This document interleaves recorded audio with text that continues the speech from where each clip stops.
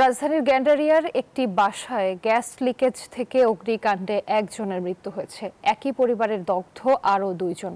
আশঙ্কাজনক অবস্থায় জাতীয় বার্ন ইনস্টিটিউটে চিকিৎসাধীন রয়েছেন।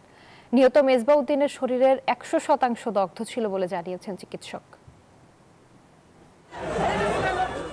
বৃহস্পতিবার রাত 2টার দিকে রাজধানীর গ্যান্ডারিয়ার হরিচরণ রোডের একটি বাসায় অগ্নিকাণ্ডের ঘটনা ঘটে।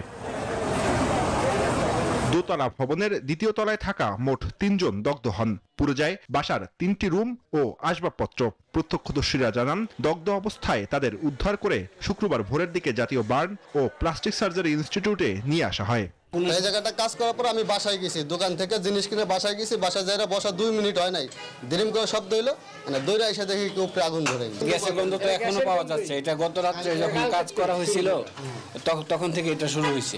আমরা নিবাইছি নিচেরটা নিবাইতে এই জায়গাটা একটু ফায়ার সার্ভিস আইতে দেরি করে লাইছে। চিকিৎসাধীন অবস্থায় মারা যান মেজবা উদ্দিন। মোহাম্মদ মুসলিমের শরীরের 90% এবং সালমা বেগমের শরীরের 55% দগ্ধ হয়েছে। শ্বাসনালী পুড়ে যাওয়ায় তাদের অবস্থা সংকটাপন্ন। জনের মধ্যে একজন তো মারা গিয়েছে, কনফার্ম করেছি আমরা দুপুর 1টার সময়। মানে হাজব্যান্ড ওয়াইফ যে দুজন এইজড হচ্ছে, তারাও খুব ক্রিটিক্যাল কন্ডিশন, মানে আশঙ্কাজনক অবস্থাতেই আছে। পুলিশ জানায়, গ্যাস লিকেজ থেকেই আগুন লাগতে পারে প্রাথমিক ধারণা করা হচ্ছে। আগুনের প্রথম পর্যায়ে সবাই বলা বলি করতেছিল ট্রান্সমিটার থেকে।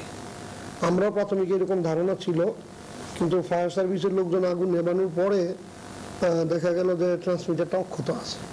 ইভেন উইদিন 15 মিনিটস আবার লাইনও চালু করতে পারলো। সড়ক খোঁড়াখুড়ির কারণে গ্যাস লিকেজ থেকে মাঝে মাঝেই এমন দুর্ঘটনা ঘটে বলেও জানায় পুলিশ ও এলাকাবাসী। জুয়ার সানি, নিউজ 24, ঢাকা।